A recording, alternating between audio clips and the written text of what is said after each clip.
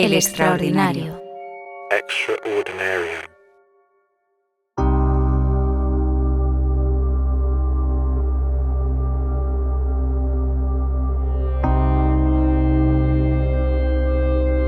Now let's meet someone who can bring a little history to us. El año es 1977 y una mujer ilustre pero desconocida ha sido invitada al canal londinense Thames TV. Las mujeres no trabajaban en aquellos tiempos. Se llama Florence Pannell y tiene 108 años y durante la entrevista se dedica a rememorar su larga vida, los años que vivió en París, la época en que montó un negocio de belleza y lo duro que era ser mujer en el siglo XIX. Pero el momento estelar llega al final de la entrevista, cuando la presentadora Joanne Shelton le hace la siguiente pregunta. ¿Cuál es el cambio más grande que has vivido en tu vida? La centenaria pega un brinco y casi sale volando de la silla. Everything. Nothing is the same. Everything is changed. Nada es lo mismo, todo ha cambiado. ¿Nada es lo mismo o todo ha cambiado? ¿Y si todo es igual? Nada es lo mismo. ¿Nada es lo mismo? Todo ha cambiado. ¿Y si todo es igual?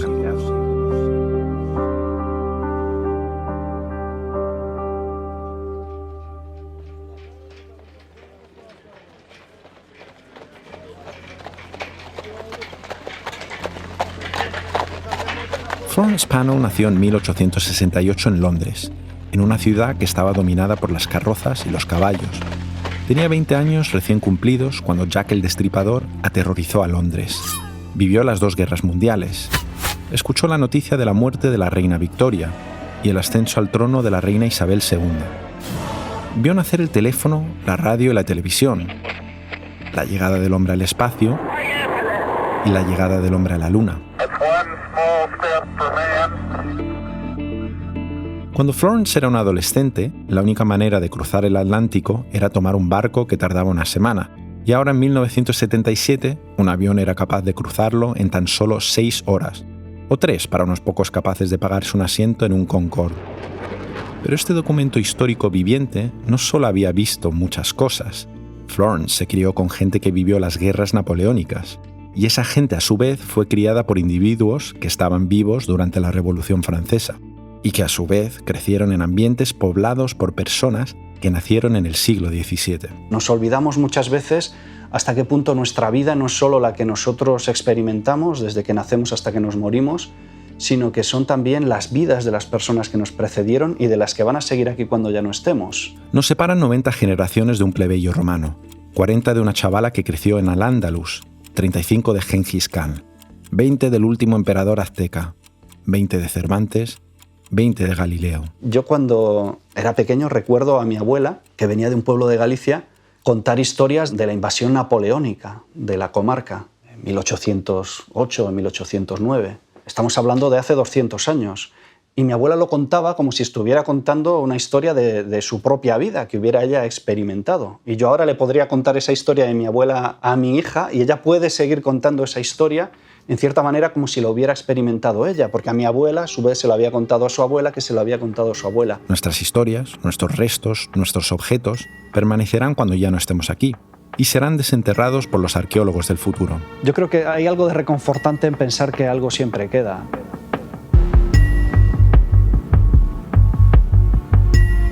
En este capítulo vamos a expandir nuestro horizonte espacio-temporal para acercarnos a la manera de medir el tiempo de un arqueólogo. Aprenderemos a interpretar el tiempo en milenios, en lugar de segundos, minutos y horas, porque la mirada del arqueólogo es una vacuna contra el presentismo, una cura de humildad para recordarnos que todo es pasajero y nada es para siempre. Así que ponte cómodo y disfruta de lo que te queda del viaje, y déjate llevar por las vivencias de Alfredo González Ruibal. Me llamo Marcus H., soy verdulero conceptual y esto es La Historia es Ayer. Capítulo 6. La ceguera del presente. Primer acto. Un instante no es solo un instante. La fotografía es la mayor expresión que tiene el ser humano para captar un momento. A ver, familia, juntaros un poco más. Así. Patata.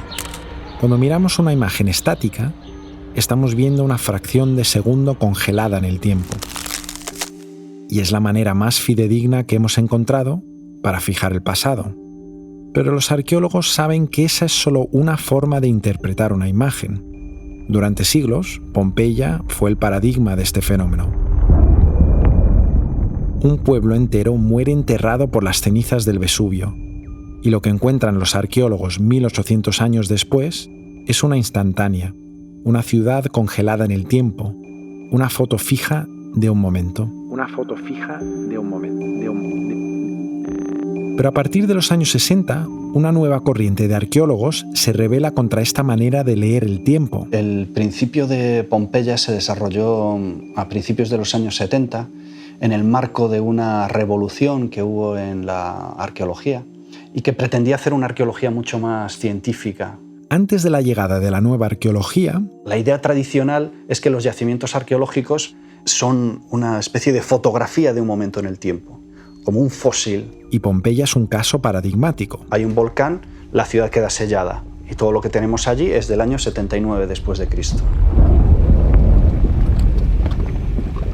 Pero la realidad suele ser mucho más compleja que eso. Porque en esa imagen congelada de Pompeya no solo estamos viendo un momento del año 79. Tenemos cosas de antes, del año 72 después de Cristo, pero también del siglo I antes de Cristo. Tenemos los pavimentos de algunas casas tenían 200 años cuando sucede la erupción del Vesubio. Y tampoco podemos ignorar todas las cosas que sucedieron después de la erupción. Pues hay un conejo que te hace una madriguera o un ladrón que se lleva unas piedras, ¿no? Hace un agujero para saquear un muro. Esta idea de los yacimientos arqueológicos como una Pompeya distorsiona la realidad de los yacimientos, que en realidad son mucho más dinámicos. Y lo que estamos interpretando es una mezcla de tiempos. Cualquiera de nosotros vivimos en varios tiempos al mismo tiempo, ¿no? Y esos diversos tiempos se materializan a través de los objetos que tenemos, que a veces pueden ser muy antiguos. Un edificio puede tener objetos y materiales de distintos tiempos. La fachada puede ser del siglo XIX, el portal de los años 70, el ascensor del año 81, el parqué del salón del vecino del quinto B puede ser perfectamente de 2010. Y en su mesilla de noche puede convivir un Casio recién comprado con un reloj del bisabuelo del año 1920. Por eso, una foto puede captar un momento, pero lo que hay en esa foto es multitemporal. Estoy pensando, por ejemplo, en todas las sociedades campesinas que se encuentran hachas neolíticas todavía en uso. La gente iba al campo, se encontraba mientras estaba arando una hacha neolítica y se la llevaba. La utilizaba como amuleto, lo podía colgar en la puerta del establo, era lo que se llamaba las piedras del rayo, porque se suponía que protegía a los establos y a los animales de los rayos o contra el mal de ojo. A veces se podían utilizar como piedra de afilar. Entonces, ¿el hacha neolítica qué es? ¿Es una hacha neolítica o una piedra de afilar del siglo XX? Pues que en realidad son las dos cosas, no podemos separarlo. Esa hacha son muchos tiempos al mismo tiempo. Y ahora viajemos a Londres de 1969. Una chica llamada Donna está de paseo por el mercado de Kensington. Hello, darling. Come and take a look at our exclusive new collection of Parisian clothing. Estamos en uno de los epicentros de la moda hippie. That's so groovy, baby. Donna lleva una cámara al hombro y está aquí para fotografiar a gente trendy, pero esa mañana no ha visto a nadie que le llame la atención. Donna se enciende un pitillo y se prepara para ir a casa.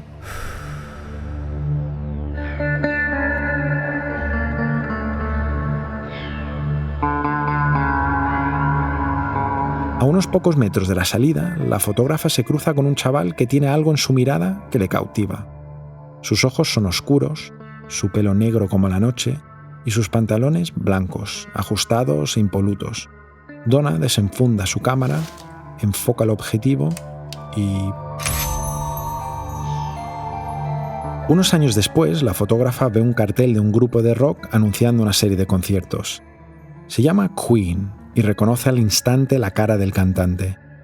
Es el mismo que había fotografiado unos años antes, y durante el resto de su vida recuerda cómo captó el artista cuando aún no era conocido. Conseguí congelar ese momento antes de que Freddie fuese el Freddie que todos conocemos. Pero lo que Donna no sabía es que Freddie Mercury era y no era un producto de su tiempo.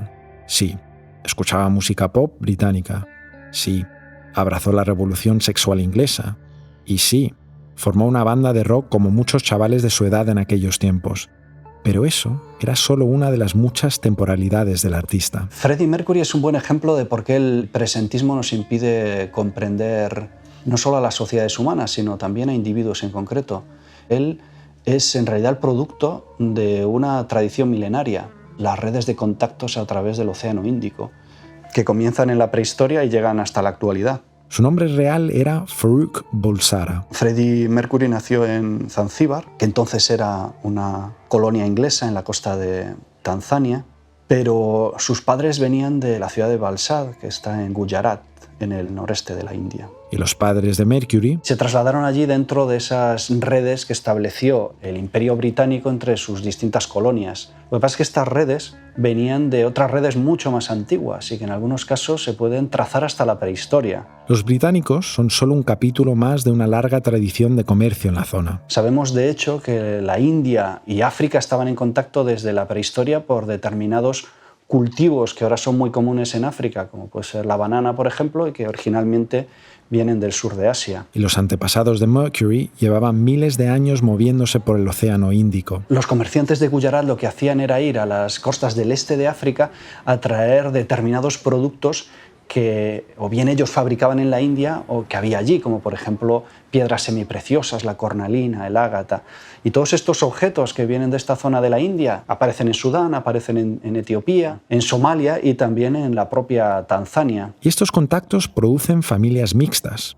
En el caso de Mercury, sus antepasados vinieron a India desde Irán. Gente que mezcla el ancestro árabe con el ancestro indio, con el ancestro africano, y esto se refleja también en un mundo cultural muy complejo y muy cosmopolita, en el cual se mezclan elementos culturales que vienen de civilizaciones muy distintas. Si uno fuera a una casa de Zanzíbar en la época en la que nació Freddie Mercury, probablemente encontraría una arquitectura de estilo swahili, en la que se mezclan elementos persas con elementos africanos. Encontraría seguramente porcelanas chinas, que son muy comunes en el este de África desde hace 1000 años como elemento de prestigio. Y se encontraría también telas de la India, mujeres vestidas con saris. Porque su historia es también un antídoto contra el eurocentrismo. La porcelana china estaba presente en esta zona del mundo mucho antes de que apareciera en Europa. Ese chico moreno de un país lejano que consideras pobre, en realidad viene de una cultura igual de antigua y rica que la tuya. En última instancia, es un producto de ese sistema mundo que fue el Océano Índico durante más de 2000 años. Y en el caso concreto de su música, Alfredo está convencido que este origen mezclado puede haber contribuido a su extraordinaria originalidad. La música de Etiopía, por ejemplo, de Somalia, no tiene nada que ver con otras músicas africanas porque introduce elementos de Arabia, elementos de la India. Todo este trasfondo complejo, cosmopolita, multicultural, que es al mismo tiempo multitemporal, es el que está detrás también de Freddie Mercury. Tus objetos son multitemporales, pero para el biólogo Edward O. Wilson, todos somos seres multitemporales. La humanidad moderna se caracteriza por emociones paleolíticas, instituciones medievales como bancos y religiones y tecnología divina. Somos una especie mezclada y arcaica en transición.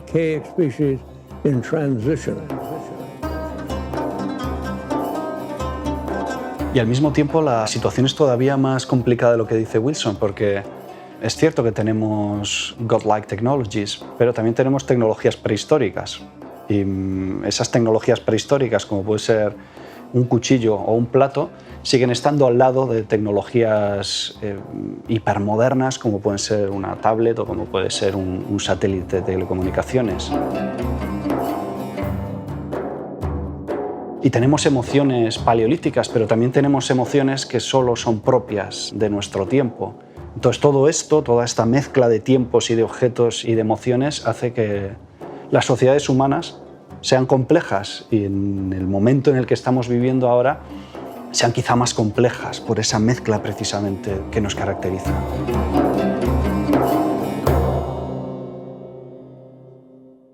Segundo acto. Eres retrofuturista y lo sabes.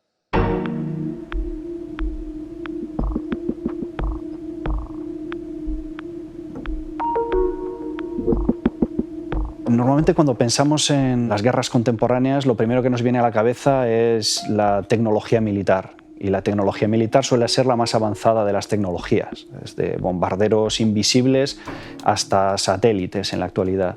Y esto nos ha llevado a ver los conflictos armados como algo muy vanguardista y nos hace olvidar los aspectos muy poco vanguardistas que tiene la guerra. Y uno de los mejores ejemplos de estos contrastes entre modernidad y antigüedad se puede ver en la Primera Guerra Mundial. Por un lado es una guerra futurista, donde se emplean los medios más modernos de la época, desde aviones hasta carros de combate o los gases tóxicos para acabar con el enemigo. Pero al mismo tiempo se recurre a armas y a estrategias que venían de la Edad Media. De repente vuelven a aparecer las mazas y las porras y las bayonetas y los cuchillos, y la mayor parte del tiempo la gente se está matando así. Cuando se hace un ataque a la trinchera enemiga, esta guerra se convierte en una guerra fusión, una fusión de tiempos, prehistoria y modernidad, medievo y tecnología puntera. Pero pese a las nuevas tecnologías, lo que ocurre en el frente es una gigantesca regresión al pasado. El guerrero de la Primera Guerra Mundial es un personaje muy interesante porque es una especie de negación de todo lo que había sido el mundo europeo hasta ese momento. Por poner las cosas en su contexto, venimos de la Ilustración en el siglo XVIII y venimos de un siglo XIX en el que se acelera la revolución industrial. Y de repente llega la Primera Guerra Mundial y resulta que en vez de ir hacia adelante vamos hacia atrás. Y vamos hacia atrás materialmente en muchos sentidos. De repente todo se vuelve a mezclar. En la trinchera se mezcla todo. Entonces tenemos unos soldados que viven como animales, porque viven debajo de la tierra, viven en madrigueras. Es lo contrario de todas las ideas de domesticidad que se habían ido desarrollando en el siglo XIX, de vida burguesa, en ambientes victorianos. De repente es todo lo contrario, es vivir como animales o vivir como primitivos. Esos países que se consideraban moralmente y culturalmente superiores a los salvajes acaban viviendo en condiciones materiales peores que la de la mayor parte de esos salvajes, entre comillas, que ellos estaban colonizando. Y de hecho a lo que más se parece es a las imágenes que había en ese momento de cómo vivían los prehistóricos en el Paleolítico, ¿no? En cavernas, en un estado de semisalvajismo en mitad del campo, llenos de barro, llenos de tierra. Pero es que además el propio entorno que crea el campo de batalla de la Primera Guerra Mundial, por lo menos en la zona occidental, con esas trincheras, esos frentes estáticos, genera sus propios guerreros, genera sus propias modalidades de combate, en las cuales todo lo que se había aprendido y todo lo que se había desarrollado durante los 400 años anteriores no sirve, porque no sirve la caballería. Y pasamos de formaciones disciplinadas a campo abierto a un tipo de combate donde lo que prima es el cuerpo. Vuelves al combate a cuerpo, es al combate de la Edad Media, al combate de la época antigua o de la prehistoria, donde tú te enfrentas a tu enemigo cara a cara y lo tienes que hacer normalmente con armas blancas, o con un cuchillo o con una maza, y de hecho empiezan a desarrollarse distintos tipos de instrumentos y de armas increíblemente toscos, desde palos con clavos hasta navajas o cuchillos o machetes serrados. Pero además, los soldados que mandan a esa guerra ya no habitan en ese mundo de guerreros. Vienen de ciudades, vienen del campo y apenas han visto guerra en su vida. En la edad de bronce o la edad de hierro era normal que un adolescente fuese a la guerra. O en Esparta, que es muy corporal, donde tú le ves al enemigo, le puedes oler el aliento, le estás viendo a la cara, pero de repente estamos hablando de una sociedad que no tiene nada que ver con eso, de una sociedad, de una gente que no era tan distinto a nosotros ahora. Y de repente los enfrentas a ese tipo de violencia increíblemente íntima. Es esa intimidad que refleja muy bien Erich Maria Remarque en Sin novedad en el frente, cuando va a parar a un pozo dejado por un cráter de una explosión de artillería con un soldado francés herido, le clava una bayoneta, está agonizando, tiene que estar con él mientras está agonizando, pero está muy cerca de él, es una relación muy íntima con tu enemigo. Y después ve en su cartera pues, que era padre, que tenía un hijo, donde trabajaba. Esto es algo a lo cual en el mundo occidental nos habíamos desacostumbrado, a esa intimidad con tu enemigo. Y es algo muy duro, es algo muy traumático. En un solo día, un soldado de la Primera Guerra Mundial era capaz de amanecer en la prehistoria, almorzar con herramientas del medievo y disparar una metralleta del siglo XX. La existencia es retrofuturista.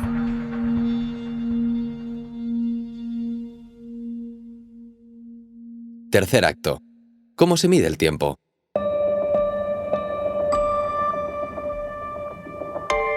Imaginemos una tarta recubierta de una capa uniforme de chocolate.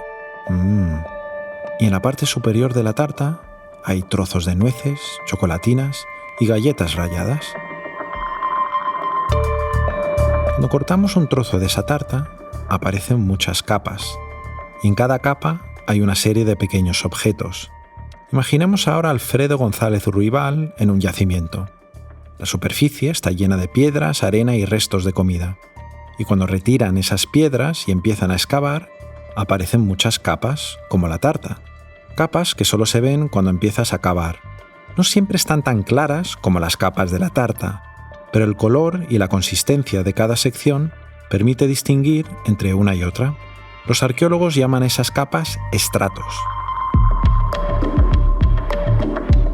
Cada estrato corresponde a una fecha, y los objetos que aparecen en el estrato permiten calcular esa fecha. Los estratos son el superpoder que los arqueólogos tienen para viajar en el tiempo. Si aparece una moneda con la cara de un emperador del siglo I en un estrato, sabemos que todo el estrato es del siglo I después de Cristo. Cuando excavas, la tierra se convierte en un registro del tiempo pasado. Los restos acaban enterrados y encerrados en distintas capas. Y cuanto más excavas, más antiguo suele ser lo que encuentras, aunque hay excepciones. Pongamos la ciudad de Corinto en Grecia. Nosotros sabemos que los romanos destruyeron la ciudad de Corinto en el año 146 a.C. Cuando los arqueólogos excavan Corinto, llega un momento en que llegan a un estrato de destrucción y un estrato quemado, carbonizado, que corresponde con el año 146. El pasado está escrito en los sedimentos de la tierra. Todo lo que aparezca en ese estrato sabemos que se puede fechar con absoluta exactitud en el año 146 a.C. Si nos aparece una cerámica en ese estrato, sabemos que es del 146 a.C. Esta forma de datar se llama cronología relativa, y es la manera más rápida que tiene González Ruibal para llegar a una fecha aproximada. La segunda gran herramienta que tienen los arqueólogos son las dataciones absolutas. Y las dataciones absolutas se consiguen por procedimientos físico-químicos, y el más conocido de todos es el carbono 14. En este caso lo que hacemos es enviar una muestra de material orgánico a un laboratorio y ellos nos dan una fecha, que es absoluta hasta cierto punto porque siempre tiene un margen de error. Pueden ser 20 años, 100 años, 1000 años, dependiendo de lo antigua que sea la muestra. Hay 3 tipos de carbono presentes en la Tierra de forma natural: carbono 12, carbono 13 y carbono 14. El 98,9% de ese carbono corresponde al carbono 12, el 1,1% al carbono 13 y la infinitésima milésima de porcentaje restante corresponde al carbono 14. Y esa es la sustancia que más nos interesa, porque el carbono 14 se acumula en vida en toda la materia orgánica de nuestro planeta, y cuando morimos empieza a desaparecer a un ritmo que se conoce y se puede medir. El carbono 12, en cambio, se mantiene estable, y la diferencia entre los dos es lo que arroja la fecha aproximada de vida de ese resto material, aunque el alcance de esta prueba está limitado. Solo sirve para fechar objetos con menos de 60.000 años de antigüedad. Hasta aquí hemos hablado de la teoría. Ahora toca hablar de la práctica. Hace unos años, Alfredo se encontraba en el Cuerno de África, concretamente en Somalilandia, dirigiendo una expedición. El arqueólogo y su equipo habían localizado una zona donde se había celebrado una feria medieval. El viento había barrido la superficie de las dunas y todos los restos de esa feria medieval estaban a la vista. En esa feria se comerciaba con objetos de lugares muy lejanos. Había porcelanas chinas, cerámicas de Vietnam, cerámicas de Persia. Y esas cerámicas estaban llenas de información, porque sus diseños cambian a menudo. Entonces sirven bastante bien para fechar. A partir del conocimiento histórico del equipo, llegamos a la conclusión de que ese sitio se podía haber usado como máximo entre el año 1000 y el año 1400 después de Cristo. Pero si vemos en qué fechas coincidían más los objetos, las fechas eran entre el 1050 y el 1150 después de Cristo. Para salir de dudas, González Ruibal decide recoger 3 muestras de carbón vegetal presentes en el estrato y las envía a un laboratorio para realizar una prueba de carbono 14. Cuando llegaron los resultados, era fines del siglo XI, principios del siglo XII. Había coincidido exactamente los datos que nosotros habíamos obtenido para fechar a partir de los restos cerámicos y los procedimientos físico-químicos. ¿Significa eso que el procedimiento científico era innecesario? Al contrario, el resultado demostró Pues que los dos procedimientos funcionan muy bien. cuando Alfredo excava en el mundo material contemporáneo, hay objetos que lo ponen muy fácil a la hora de averiguar su procedencia. Muchas veces a las latas se le ponía la fecha de fabricación. Y estas latas con fecha de fabricación son de los mejores elementos que tenemos para datar en momentos relativamente recientes. ¿Por qué?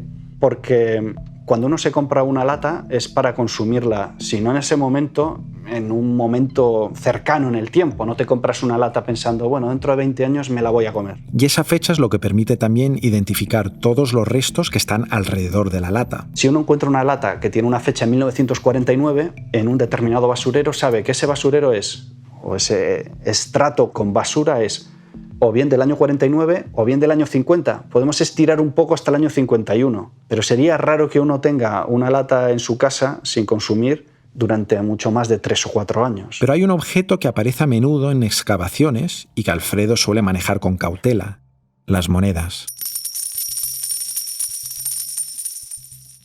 Cuando una moneda se acuña, suele venir con fecha, y si no aparece una fecha, suele tener la cara del emperador o rey que vivía en el momento que la moneda fue acuñada. Lo que pasa es que las monedas se utilizan durante tiempos bastante largos, a veces durante cientos de años. Por eso lo que decimos es que las monedas nos dan una fecha post-quem. Sabemos que se utilizaron después de ese año, ¿no? Si la moneda es del año 73 después de Cristo, sabemos que es del año 73 después de Cristo o posterior. Lo que pasa es que en algunos contextos se han encontrado monedas en tiempos muy posteriores. Por ejemplo, en algunos poblados medievales islámicos en la Comunidad Valenciana se han encontrado monedas romanas del siglo III, en contextos que están datados en el siglo IX-X. Estamos hablando de 600 años después de que fueron acuñadas. Es decir, la gente todavía seguía utilizando las monedas romanas 600 años después, las monedas de calderilla. Y este fenómeno que ahora nos puede llamar la atención y nos parece algo extraordinario y difícil de entender, porque las monedas que llevamos en el bolsillo normalmente son entre actuales y hace unos 20 años.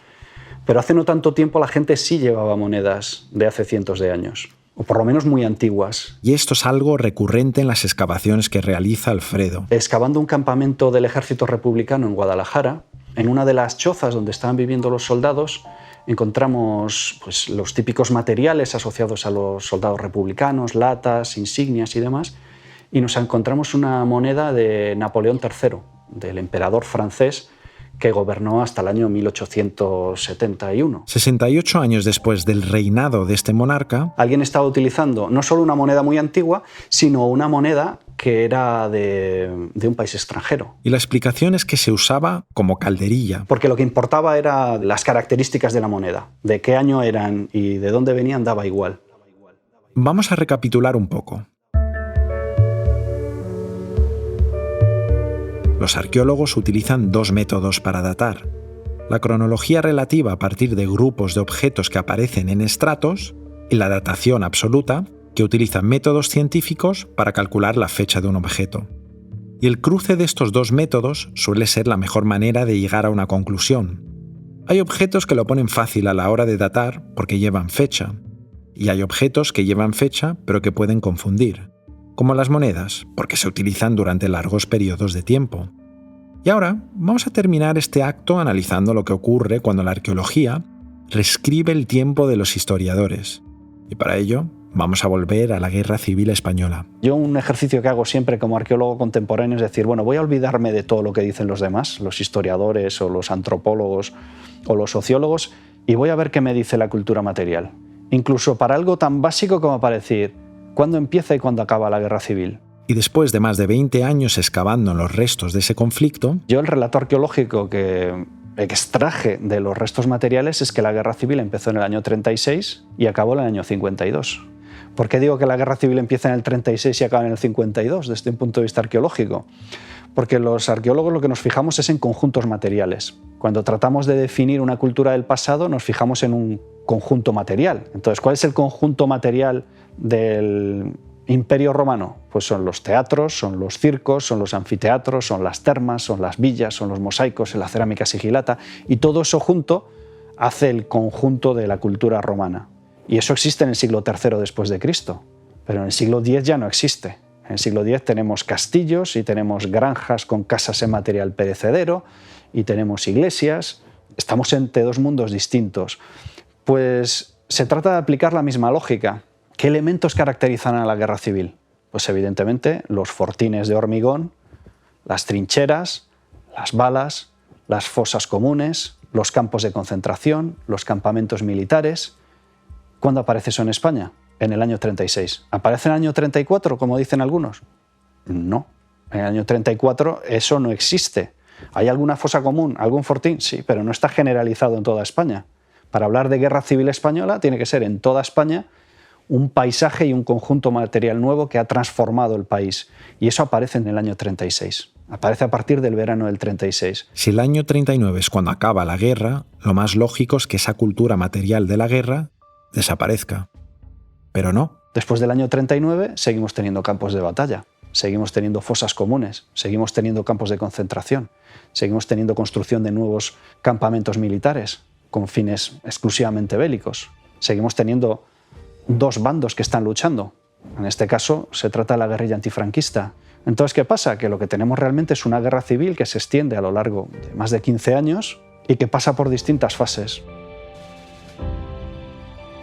¿Qué pasa? Que ahora resulta que los historiadores están defendiendo eso. Lo que yo decía simplemente desde un punto de vista agnóstico, como si no supiera, como si fuera un prehistoriador estudiando una cultura del pasado. Yo lo que veo aquí materialmente es una guerra civil que dura 15 años a partir del registro arqueológico y ahora los historiadores están defendiendo una guerra civil larga que dura 15 años y que incluye la guerra civil propiamente dicho, la guerra militar con dos bandos bien diferenciados y toda la época de la represión y de la lucha antifranquista. En el año 52, la cultura material cambia. La guerrilla antifranquista ha sido neutralizada en su práctica totalidad, entonces desaparecen las fosas comunes, desaparecen estos establecimientos militares o de la Guardia Civil que estaban pensados para reducir a esta guerrilla, desaparecen, dejan de construirse fortines, trincheras, etc. Desaparece también el riesgo de un ataque exterior con el fin de la Segunda Guerra Mundial y cuando queda claro que no van a echar a Franco.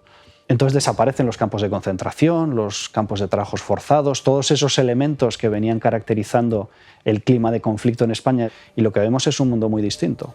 Es decir, eso cuando dentro de 1000 años los arqueólogos sigan excavando restos del siglo XX en España lo verán igual que lo estoy viendo yo ahora. Porque la arqueología no solo sirve para leer culturas milenarias. La arqueología es una forma de leer el pasado que nos ayuda a entender mejor algo tan reciente como la Guerra Civil Española. Y aunque los arqueólogos saben medir el tiempo, saben que convivimos con muchos tipos de tiempo.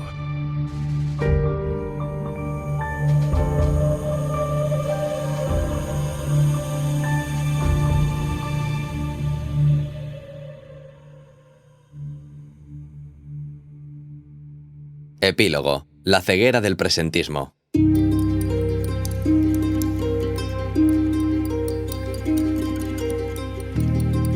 Presentismo es darle toda la importancia al presente. Y olvidarnos tanto del pasado como del futuro. Presentismo es ignorar las lecciones de la historia. Pero también las consecuencias de nuestros actos. Presentismo es olvidar las herencias que debemos al pasado. El tenedor se inventa en torno al siglo XV. Hoy seguimos comiendo con tenedores. Es difícil tener perspectiva en un mundo que te dice que vas a perder el tren todo el rato. Esa sensación que crea también la publicidad, de que continuamente estamos inventando cosas nuevas, estamos revolucionándolo todo. Muchas tecnologías que usas a menudo no son tan nuevas como parecen. Cuando vemos un avión nos sigue pareciendo todavía un prodigio. Y sin embargo, los aviones en los que viajamos, en líneas generales, no han cambiado desde los años 50.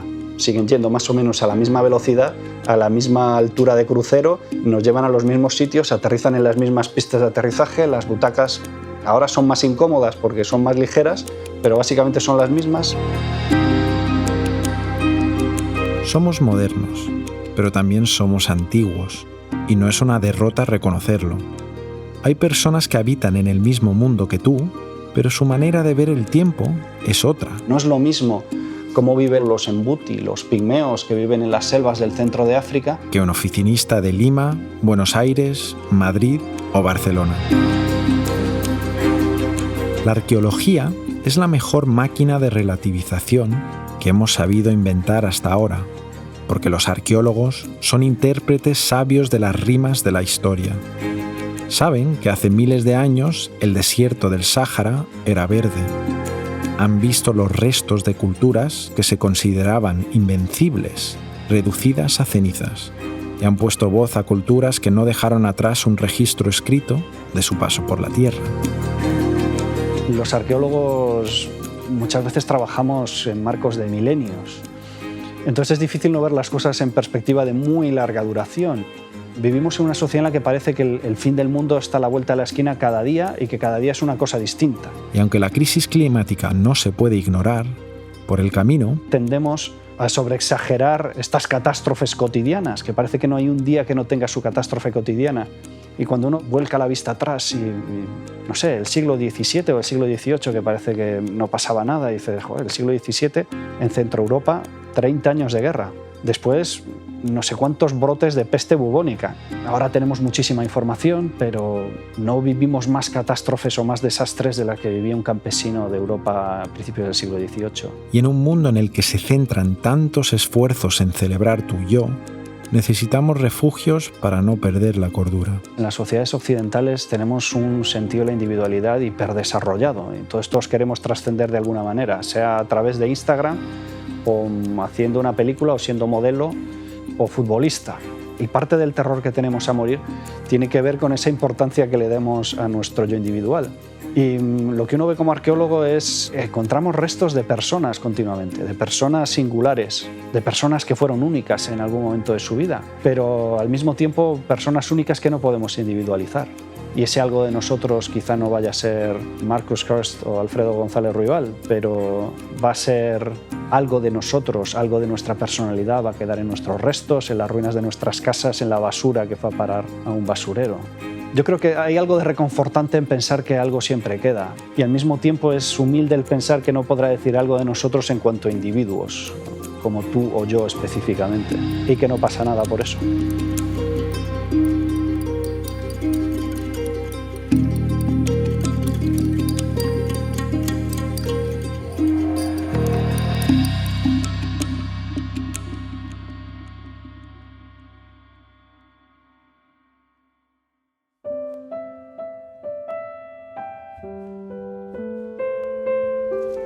Pitas, pitas, venid palomas. Ahí está, comete un poquito de arroz.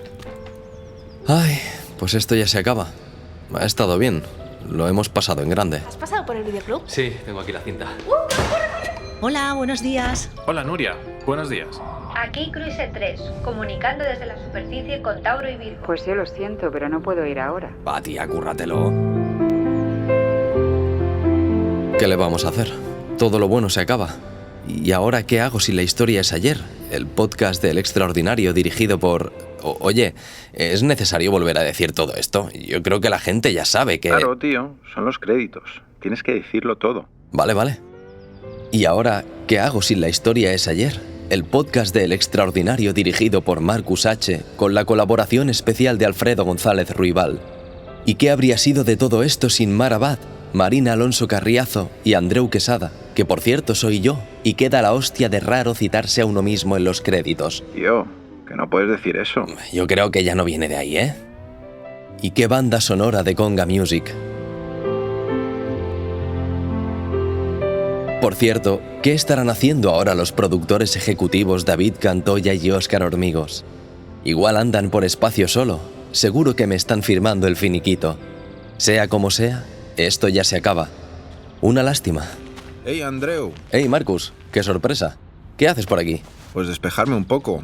Dando un paseo. ¿Estás bien? Se te ve un poco apagado. La verdad es que estoy un poco triste porque se ha acabado la historia es ayer. Bueno, pero no se ha acabado del todo. Todavía queda el episodio especial que sacaremos en febrero de 2022. Y ya estoy preparando la segunda temporada. Y yo estoy preparando la tercera. Hola, Marcus. ¡Hostia puta! ¡2 Marcus! Y yo estoy preparando la sexta. ¿3 Marcus? ¿Qué tal, chicos? ¿Cómo estáis? Esto tiene que ser cosa de Alfredo y las multitemporalidades. Chicos, creo que os voy a dejar por aquí para que podáis seguir hablando del futuro o del pasado, yo qué sé.